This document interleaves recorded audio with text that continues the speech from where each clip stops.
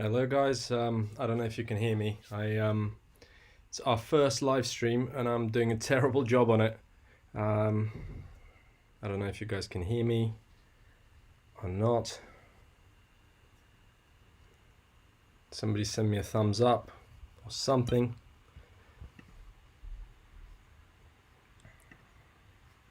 Don't think it's working. Hello.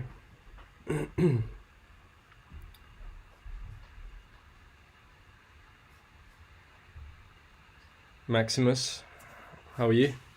Hey guys, is everyone hearing me or am I just speaking to myself? This is embarrassing. Good, Bryce. So yeah, I mean, I'll hopefully some more of you guys will join, I guess. Well done, Ben. I hope it's because you've been watching some of our videos. Okay, that's good. I am just trying out I don't know if any of you know the streaming software and all this. I've just been reading up and I'm doing terrible on it. But so yeah, I mean, today was all about just getting in touch with you guys, just because we've never done a live stream like this where we interact with you guys, find out a little bit more about what you guys want from us, what we can do more from the channel. Andrei, привет, Ефремov. Yeah, just kind of get your scoop on what you'd like to see more of, and tell you a little bit about the current launch that we're doing. Those of you who haven't been able to get onto our course, the Singles Revolution course, you can do that now on our website. Actually, I might be able to leave a link for you here in the description, which I'm just going to do now.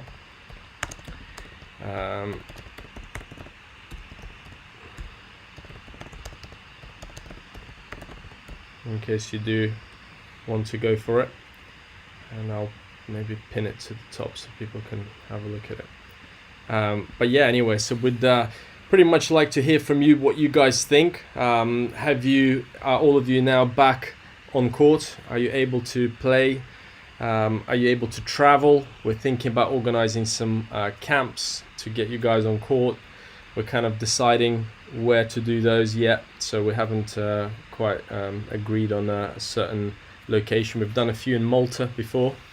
If any of you are interested in joining us, maybe that's on the cards sometime as well. Thanks for all your support as well. Obviously, it means a lot. We do read all your messages, and you know, you do push us to keep going and to keep producing videos for you guys. Some of you have gone maybe to check the little Singles Revolution course. Has anyone bought the Singles Revolution course? Have you got any feedback from us from any of our courses? Anything that you think? Oh, thank you for the subscriber, Narendra. Subscribe to us. Thank you very much. Yeah, has anyone bought any of our content on our website? What do you think? We're kind of making a few updates on our website at the moment. Fazam, glad to hear it. So Top Tennis Scholarships, we are still operating. So if any of you are interested in going to college and you know, American universities, we do have a part of our company that deals with that. So you just go to the website and you can go directly from there.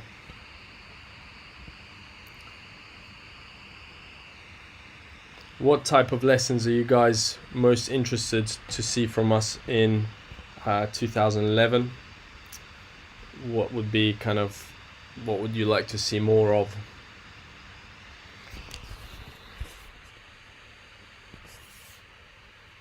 Don't know if my thing is working.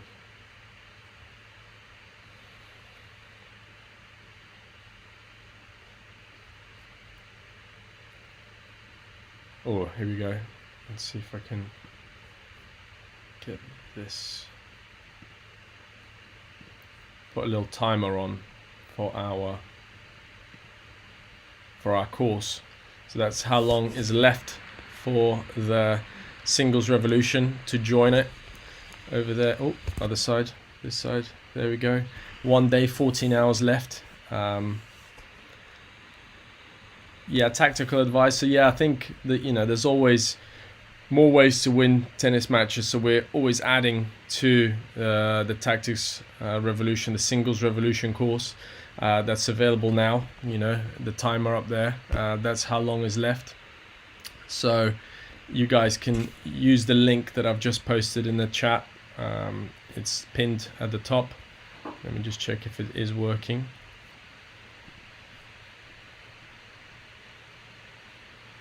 It looks like it should be. So yeah, that's some racket reviews. That's interesting. We are gonna hopefully even film a few more racket reviews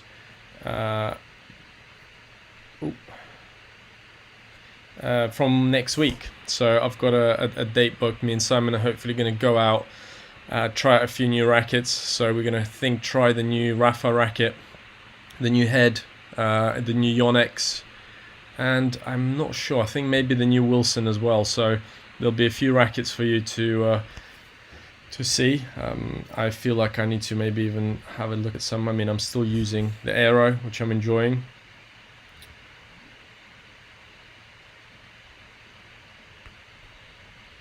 So Sora, you're confident using your forehand during practice, but during your match you lose confidence and they end up choking on the forehand. So I guess you have to get used to in training playing at the same intensity as you do in matches and being able to let go on the forehand, because with your strokes, the faster the racket, the more spin you can get, the more safe you can hit the ball. So if you start working your topspin, the topspin will allow you to still accelerate through shots, and even when you're tight and nervous in matches, you can still do well by accelerating and going for your shots. So don't feel like just because you're playing a match you're holding back just to make the ball on the important moments. That's the time to apply more spin, become more aggressive almost with your movement, and that will hopefully get you guys, well, get you to get the forehand in. Speed and agility drills, yes, we should definitely film a few. Hello from Australia, and to you, Liam. Glad you could make it. It's good to see that we've got an international audience and that our videos are reaching all over the world. So it does inspire us to keep going. And we do read all of your emails. So when we receive some of your emails of support, or you know, that's something that has helped you from our videos, we do enjoy it. So don't stop that. Have any of you have had a look at the Singles Revolution course yet or not? That's what I want to know, because we're doing a release right now, and this is, I guess this could be a little test to see if you guys, any of you have tried it. Has anyone bought it and have any questions on it? Are you thinking about buying but not sure about what to how it looks, or any questions about it?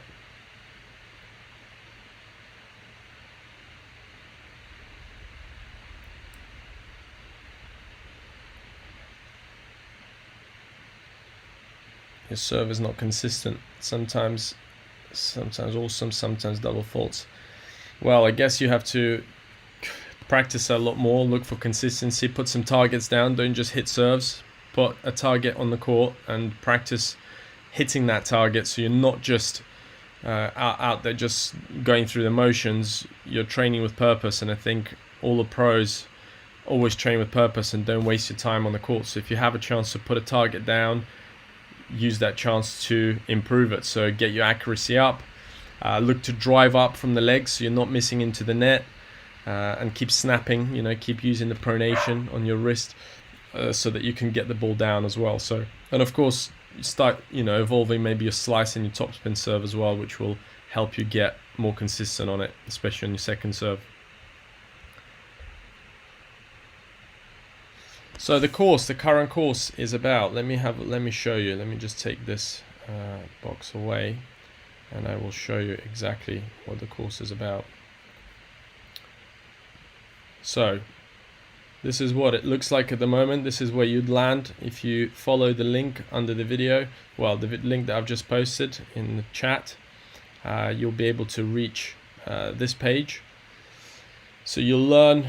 Right now you've got the 1 day, 14 hours left on a big savings. So on module 1, you'll learn how to prepare for matches, defeat all different style of opponents, so grinders, your moonballer, slicers, 7 volleyers, left-handers, so everything about kind of beating different game styles. Then you've got module 2 is all about just for those slicers and the big hitters that generate a lot of power, and winners that make you hit a lot of errors. Module 3 is all about like defeating net rushers, Tim Henman sort of player. It's all about kind of getting you guys to get more confident in exposing your opponent's weakness and protecting your own, I guess, and how to build your tactics around that. So you've got a lot of modules. You've got 7 modules of that. Then we're also giving away the tactics blueprint, the Win with Ferrer. This is one of our first courses that we've done with David Ferrer. That was some time ago now, but he gives his insight into how to win matches. Then we've got the strategy with Nalbandian, and that's actually when David Nalbandian was on court with us, actually going through tactics of how he wins points, and he was playing points against me, and before every point he'd tell Simon, right, this is what I'm thinking on this point, this is what I'm expecting, this is what I want to do. So it's kind of your walk through point by point play of how to win in singles. And that's with David Nalbandian. So that's one of the bonuses in that course. But if you do wanted to have a look at the actual course and what it looks like, I'll show you what the course actually has inside it and how it's structured as well.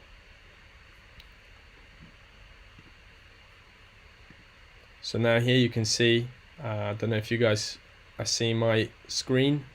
I hope that you are. So that's, this course will have 53 lessons. In total, I think you will receive around 140 lessons or something like that. So you've got module 1, all your lessons there, module 2, and that's how you kind of keep going through every module and getting stuck into the course and finding out all the things that you need to do in order to win more matches. And that's how it looks inside. So this would be a video how to figure out your opponent when returning.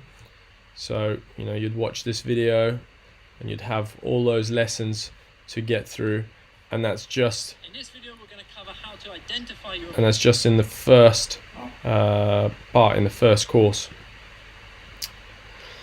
Some of you, every time I hit the ball with a forehand and backhand, my racket makes a weird metal sound. It could be a racket, so maybe try and use a vibration dampener. Some players play with a vibration dampener and they like it. I used to. I'm on and off. It does make the racket feel a bit more damp. You can also obviously have a look at whether your racket is not cracked or broken in any way.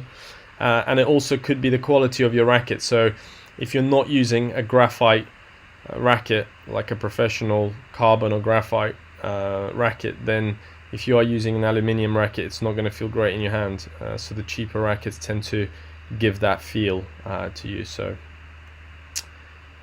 that's what you can do for that.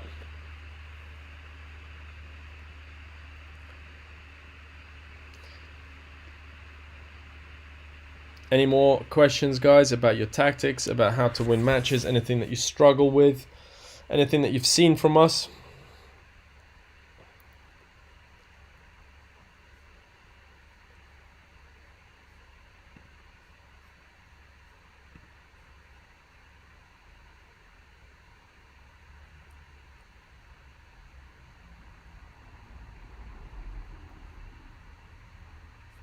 So again, this is all about that, the Tactics Revolution course that we're doing at the moment. A little promotion, I guess, for it.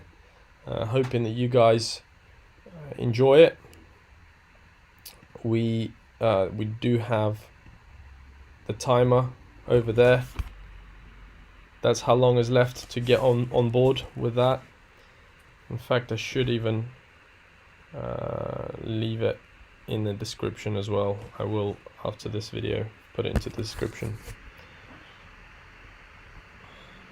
Where are you guys all from? Would any of you ever join us on court? Have you considered doing like a in-person clinic? Have you ever joined any?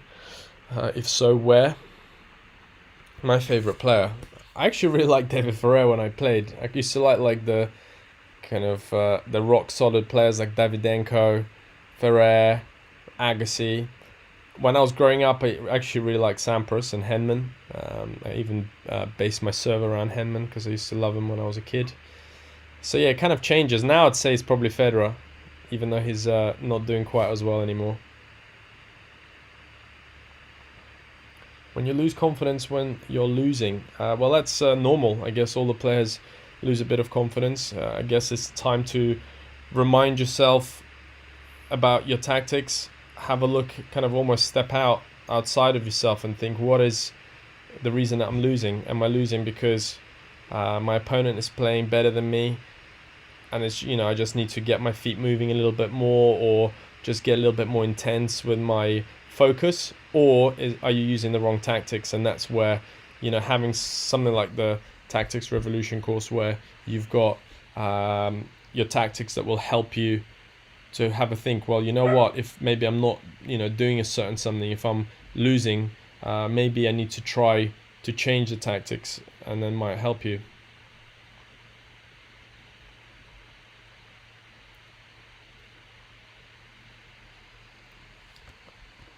I mean, the main thing is to just keep fighting, you know, like you never know when a match can turn around. So it's all about having that momentum. So if you're obviously losing, your momentum is not with you, and it's all about trying to find a way to break the opponent's momentum. It's maybe slow the game down, buy yourself some time, get into some longer rallies, get physical and see if they can handle it. You know, maybe you can mix it up, come forward. If you're losing all the long rallies from the back, you can get into the net a little bit more. So there's a lot of things that you can do, and of course the first thing is try and get more intense with your feet. So 10% more intensity usually does it.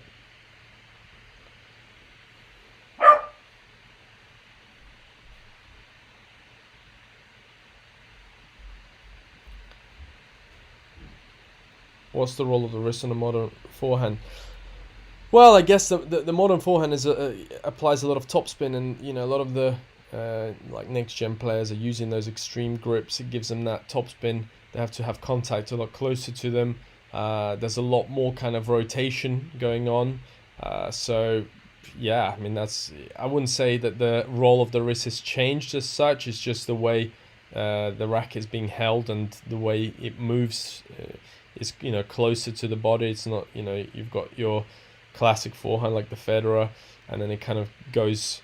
If you look at, you know, players like Kyrgios or Jack Sock, players like that, they hit with a lot more topspin. They hit a lot more Western grip. Although the Western grips have also been around, so you know, players like Barisategui, for example, used to use a really extreme Western grip. But I think it's kind of making a comeback, I guess, because the court surfaces are quite slow. You know, you've got a lot of clay court tournaments out there, so it does suit those kind of players. I think it could also be because at young age, a lot of kids now rush through the process of, you know, going from red to orange to green ball. They start playing too early with that orange ball. The balls start bouncing really high. They get more and more extreme, and I guess when they grow up, they turn into that kind of forehand.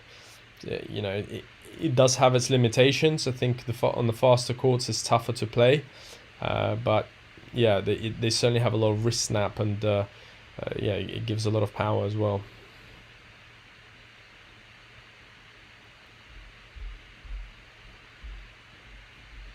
Would you like for us sometime to get on court and actually do an on-court session with you live? I mean, we've never done one before where we actually show you something on the court, show us do it, or show a drill while we're live. That could be interesting as well. Get your guys' input on it.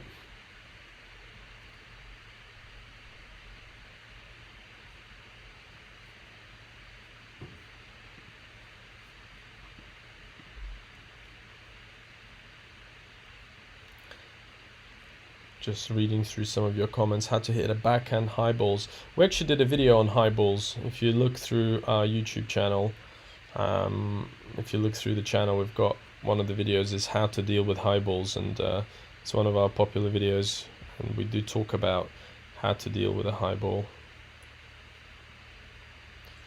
I mean, on the backhand, obviously you've got your, left hand is limiting as as much height as you can get, so you don't want to let the ball come up too high, so you want to catch it as it's going over your shoulder. You don't want to go much higher than that, and obviously you can adjust your feet to take the ball early, and if not, go back and try and let it drop.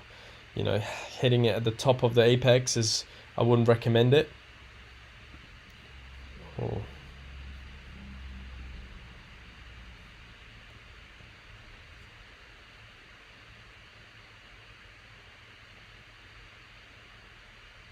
From a normal person, age 32, can you train to become a pro? Well, it depends where you are with your tennis.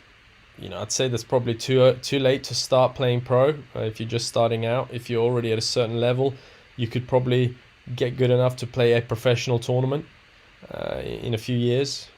But, are you going to make top 100? I would doubt it. I'd be very surprised.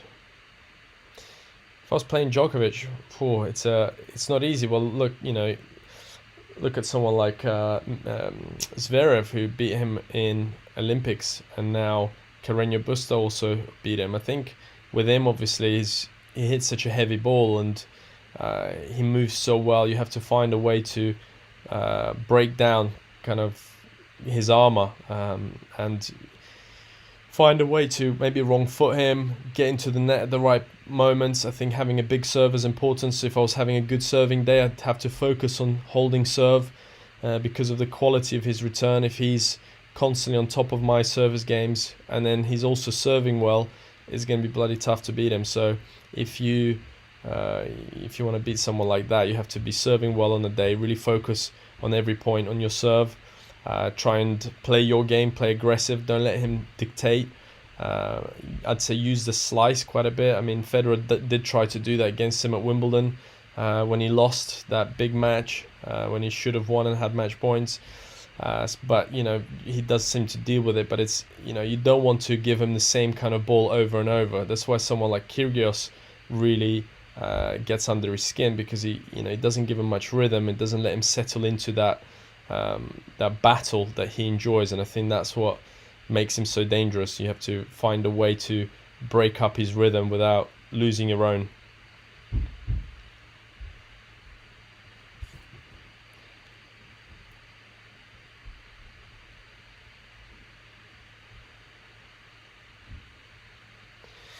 I mean, top 1,000 and top 100, I think I'd say there is quite a big difference. I think the top 100 guys are quite a bit better. I'd say maybe top 300 and top 100, maybe not as much difference. I mean, the top 100 guys, they breathe, eat, sleep tennis. They have very set routines. They have a team around them. They have all their trainings and fitness and schedule organized, so everything has got a purpose, and they're using their time wisely. Whereas I think a lot of the guys in top 1,000, a lot of them are not as professional.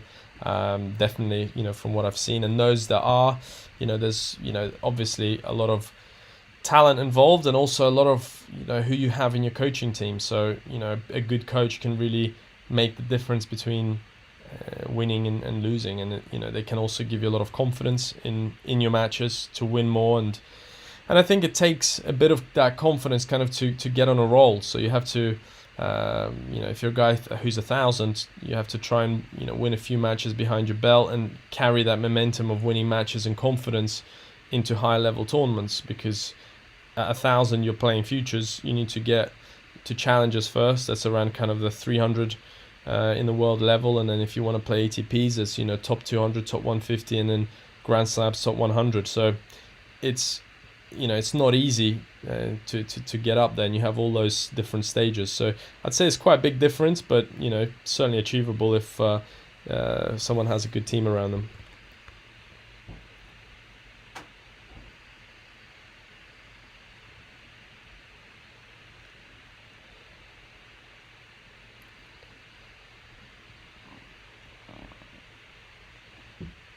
Yeah, so collab Manny, we are thinking about doing some more video reviews. I think it's definitely on our agenda.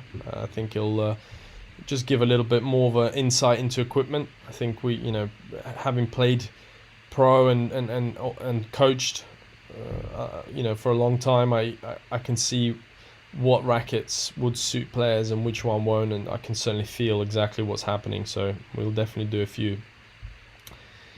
Yeah, with the hitting topspin close to the net, I guess you have to accelerate your racket more than usual. You have to bring the ball down before it goes out. You have to give enough height, but that racket head acceleration with your wrist and kind of forearm is where you're looking at. You don't want to hit the same forehand as you do from the baseline, so that it's a lot more abbreviated. You've got a lot more wrist snap going on. You're not looking, well, I guess looking for an angle is a good idea. So you're looking not to just hit it down the middle, because if you're inside the court, you're going to get passed or lobbed. So yeah, but accelerating that racket is important. We are actually thinking, WHH, we are actually thinking about doing a mental course, so how to deal with losses, with conditions, with problems during training, things that we may think that can maybe hinder our performance. So yeah, we are thinking about doing something like that, and maybe perhaps do more videos on the mental side of tennis, because definitely losing, it's a big thing. I mean, I used to get, when I was younger especially, I used to get very nervous during matches. So I used to get so nervous that I'd be sick before matches, because I was so scared of losing. And yeah, it certainly affects players' performance. So if you can reduce the nerves and turn them into a positive, and there's an interesting quote by Djokovic when he said, being nervous is a privilege. It's it means that the occasion is big and it matters, and if you're playing those occasions, that means you've done something right. So you can always change your perspective and the way you handle it, and look at, if you have lost the match, don't look at it in terms of win and loss. Look at it in terms of, I've just learned what I need to improve. I need to go away, do train certain aspects of the game, and come back stronger. So the worst thing for you to do is to go away and be down about it, and then end up not training properly, and then losing your next match. So always try and use your loss as a stepping stone or learning curve in order to win more matches.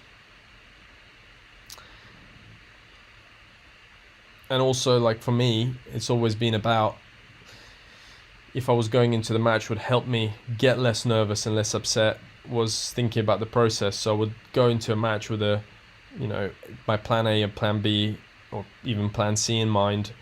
I would try and execute those tactical decisions as much as I can.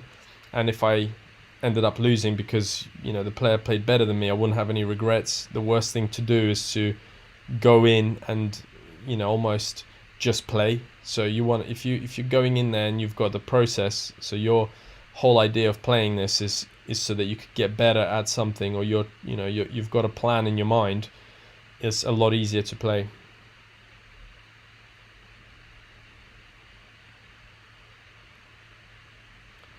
Yeah, you'd be interested to hear how to play chess moves like Novak does. Well, yeah, tennis is a little bit like chess, I guess. You've got the move and counter move, and you're trying to build situations. So yeah, it is a little bit like that, chess in motion.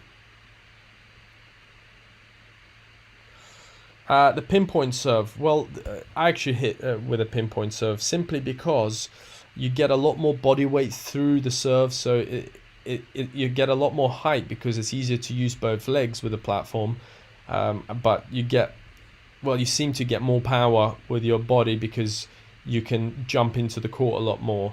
So you can get a lot more kind of up and forward into the court, and it doesn't require quite as much twist, I guess, as much as the platform stance. Like for me, for example, I could never serve platform.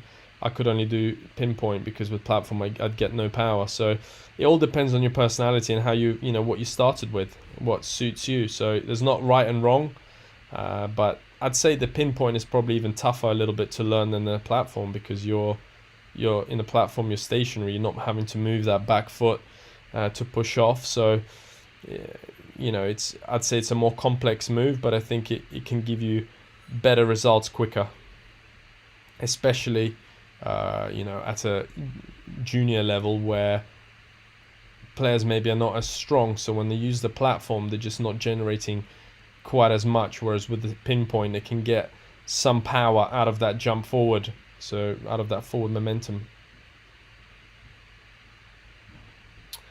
Hitting the ball too early, well,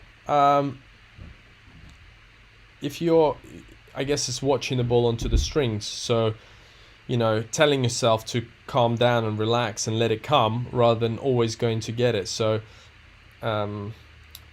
if you hitting the ball too early, you'd end up kind of shanking the ball. You'd hit the frame a lot, and you'd struggle going down a line. So practicing kind of inside out forehands could help you, because you have to get the ball to come a little bit late to hit inside out. So, and then using that kind of technique to still apply topspin and then kind of move your targets. Which racket is the best? Well, it's a tough one. I wouldn't say there's one racket that's better than the rest. It's whatever players prefer. With Babolat, they seem to be kind of the power option. So players that are looking for power go for Babolats. I'd say if you're looking for kind of touch, you're looking at Wilson, maybe, like all-round game, Wilson. Head is more kind of the consistency racket to me. If I was going for, I guess maybe it's even players you associate with the racket as well, like the Zverevs, like the Djokovic. They are the solid performers. So if you, Yonex is a little bit like that. It's also a power between, top spin. It's a tough one, isn't it? Babolat do some good rackets for spin. It also depends what your kind of game style you play. How can you improve faster? Well, you have to have a good schedule in place of how you want to train, what you want to work on, have a coach analyze your game, so have someone look at what you need to improve and then go out and do it. It's setting yourself little goals and practicing with purpose.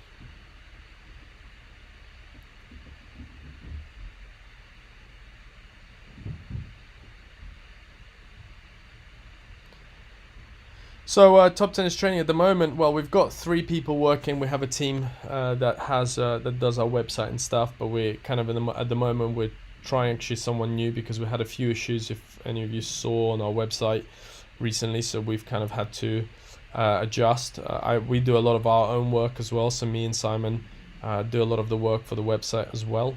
And then we film. We have someone who comes in now for filming as well, so we have a camera guy who comes. We do usually our own editing. We find that it becomes easier to edit because you know what you're talking about and what you want to put into each clip. So we've tried kind of getting other people to edit, but it was we felt like the content didn't match what we're saying and stuff. So plus we know what clips we've filmed already for like Love Tennis and stuff. So if you haven't checked out any of our Love Tennis channel footage, there's also a lot of pro footage that we filmed that we use.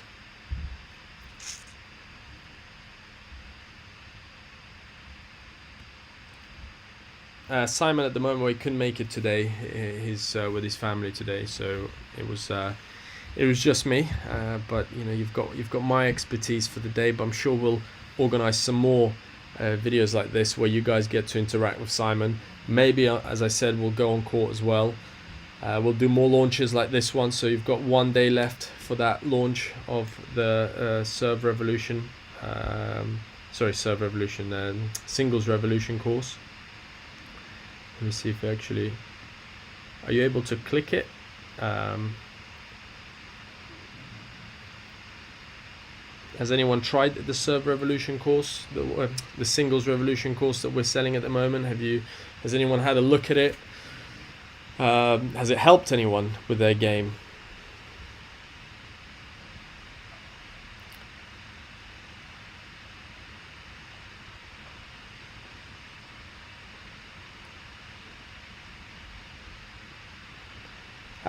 Well, I guess you'd have to enter some smaller tournaments, and well, you'd have to play qualifying for ITF Futures if you wanted to play Futures. I'd say you'd have to get a lot more. Well, you'd have to get consistent enough to compete, because all those guys will be able to hit the ball well. Everybody moves well. You have to maybe develop a weapon, or you have to be very fit. So get very, very fit, so you can outlast some of these players. And try and enter the ITF Futures in a location where maybe it wouldn't be quite as strong. So if you want to go to Spain and enter one, you'd probably be unlikely to do well, because there's going to be a lot of good players. If you go, maybe go to Asia or somewhere like that, Africa, you might get an easier qualifying round, so you can maybe do better. But yeah, it's a tough one, obviously, without knowing your level, how to get better. But definitely, try and make sure that you have no real weaknesses, obvious weaknesses, and try and get that little bit of a weapon to have a way of winning points as well, like cheap points.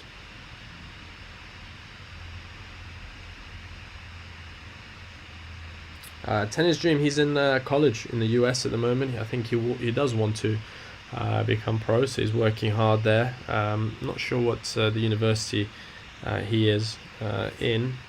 I'd have to have Simon here, he'll know a bit more about it. But yeah, he's worked with Simon a lot more. I was a pro player, yes. I was British number 4 for quite a while. I played a few big tournaments. Played at Wimbledon a few times. I think, my top ranking was about 216 in the world. I got to play a few kind of qualies of Grand Slams. Played main draw of Grand Slams in Wimbledon in doubles. I had a few good wins. I beat a few top 100 guys, and I played in usually the challenger circuits, futures, challengers. I played a few ATPs.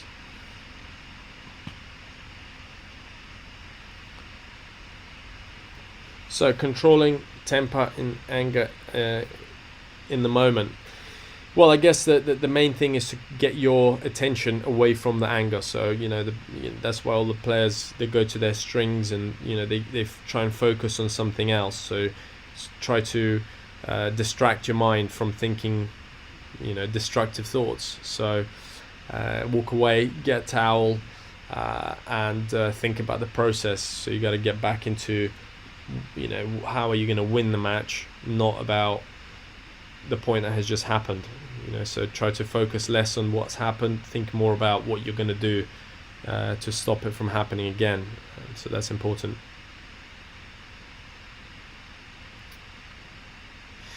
We have tried to do kind of the one-on-one consultation. We might get back to that. We're kind of thinking about restructuring a little bit our VIP page, and kind of making things a little bit more interactive, where we guys can give you more advice in your game, and you can send your own videos through to us.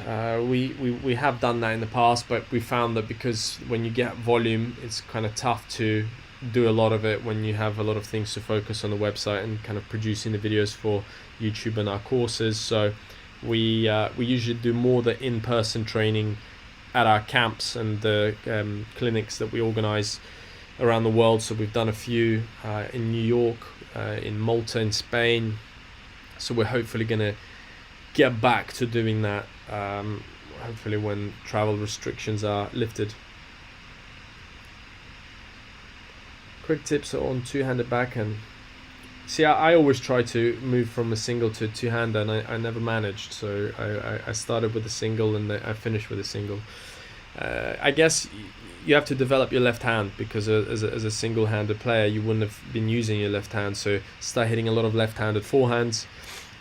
Make sure you're confident about the grips. So get advice on what grips you should be using, and hit a lot of balls. You just got to get that feel Obviously, you have to be a little bit better with your footwork and positioning because you have to be closer to the ball compared to the one-hander, and use the slice to get out of any bad situations. As a one-hander, you probably will be quite used to slicing as well. So try and improve the two-hander and not resort back to that one-hander that you know already. So give it a proper chance, proper go to improve.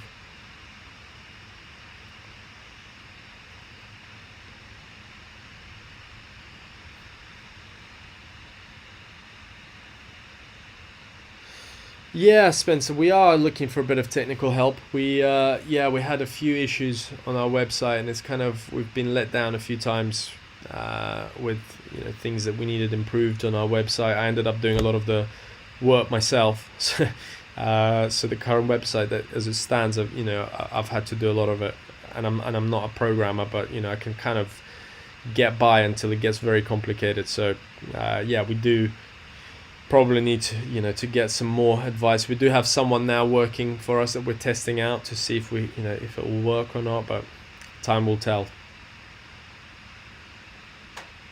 Yeah, so I hit mine a little bit more flat, I guess, because mine, I guess, is in between that. If you familiar, hello Alina, thank you for subscribing.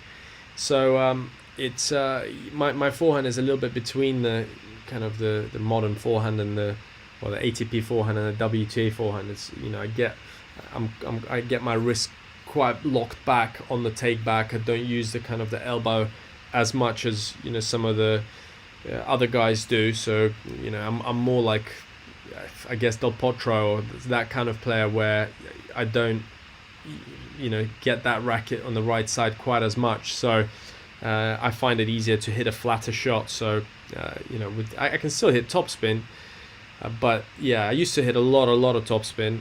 But the more you play on fast courts and lower bouncing courts, you start to adapt your game and you start playing a little bit more flat. So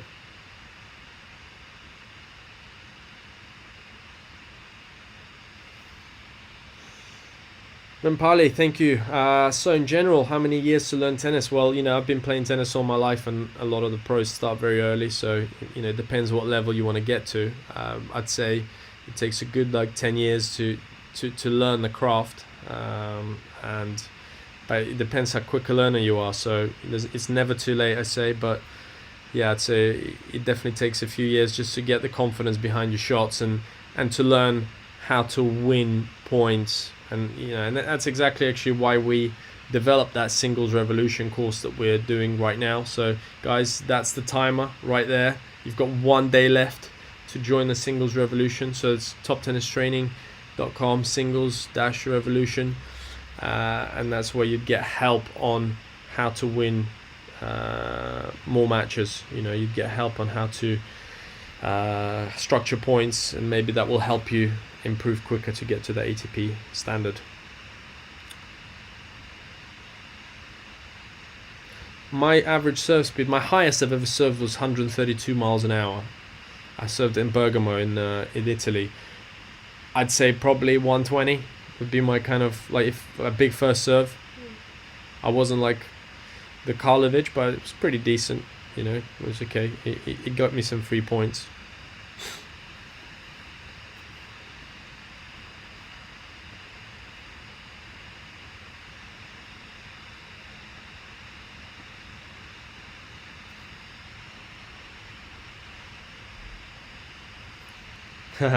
Thanks a lot, Spencer. I think I might have to take you up on that, just to get some advice and stuff. So that would be great. We do want to, make some extra things on our website, get things a little bit better, get things more improved. My timer's gone. It doesn't let me.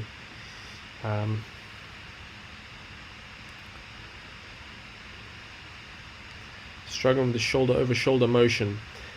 So it starts with the legs. You got to get your legs bent a little bit more. You got to get your hip forward, Niels.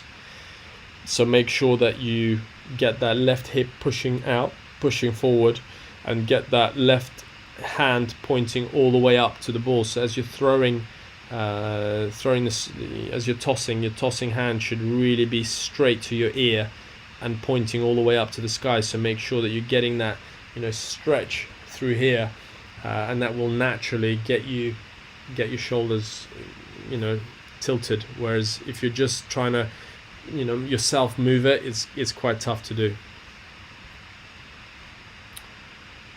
Well, hitting late on your one-handed backhand, I guess you have to watch the ball, make sure you're split stepping at the right time, make sure you're in position, make sure you're beating the bounce. So when the ball is traveling, you're getting around it, you're setting yourself up, and you're in a good position to hit it. Your swing, make sure that it's a little bit more compact if you're feeling like you're late on it. Start the swing motion early enough. So a good way to practice it is to say bounce, hit. So as you're bouncing, your racket should be back, and then you're going forward to hit. You don't want to still be taking the racket back as there's bounce. So make sure that your timing is correct. So you're getting your timing in front of you and to the side. So yeah, there's a lot of kind of things involved in that. This could be any number of reasons why you're late on it.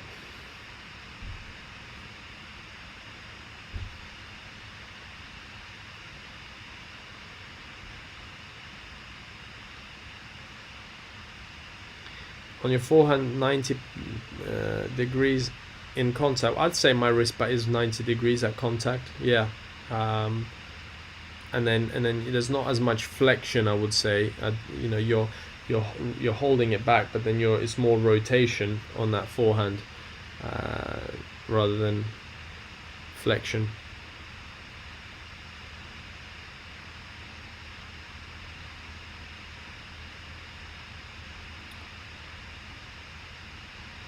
Heavy racket. I mean, I tried a heavy racket.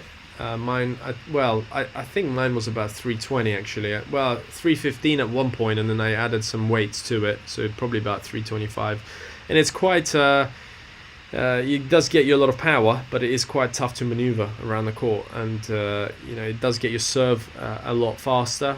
But you do end up being a little bit late on the ball as well, so it does take some practice, and make sure that you're technically sound, because it can lead to some elbow troubles as well, and wrist problems. So using a heavy racket is great because you don't feel the contact quite as much, but if you have issues with your technique, it can really highlight them and give you injuries.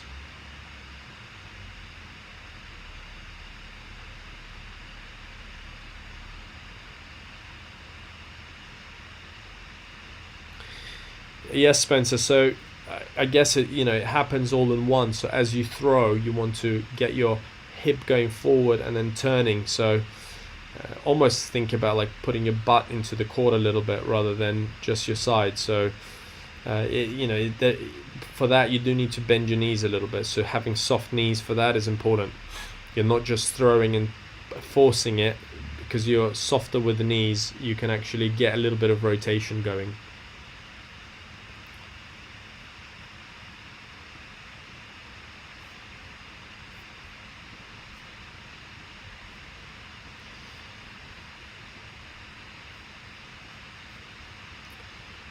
No problem, Mario. Have you guys been watching our channel for a long time? Is it something that you... it's interesting, we actually have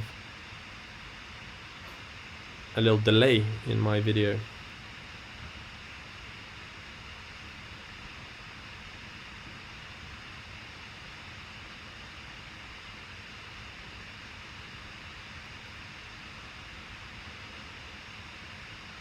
If you're hitting your knee with your racket, it means you're possibly not pronating enough. So make sure that your strings are going away, because if you're pronating as you're serving, your racket will be like this. So as it's going down, it'll be a lot easier to slide past you. So make sure that you're really pronating on the racket, and you can get a lot of advice either on YouTube for serve pronation.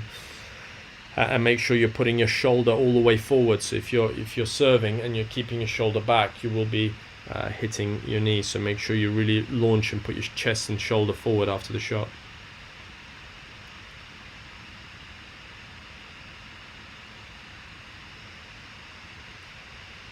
Yeah, DTF. So bad bounces on clay, that happen a lot. You have to really watch the ball and position yourself well, and I guess be able to move after the bounce. So what you don't want to do is to be completely static as you hit. You want to be able to jump or move or lunge for a ball if the bounce is bad, and that's where you need to position yourself well and be ready before that bounce, so it doesn't come as a surprise almost. Giving yourself some time. That's why a lot of the clay quarters, they stand further back, because the bad bounce will then, you've got more time to react to it. If you're someone that's taking the ball on the rise, it can be quite tough.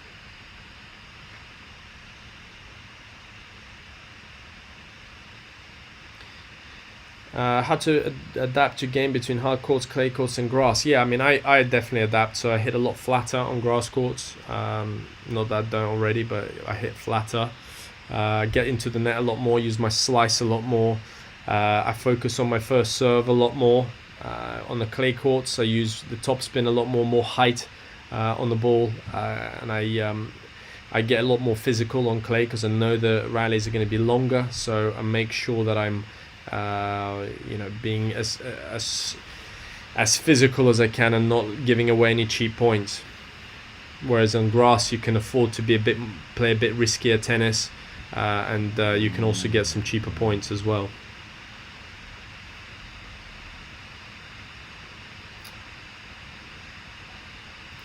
Well, guys, it has been a pleasure. I think I'm gonna head off. Before I go, make sure again that let me see if I can get my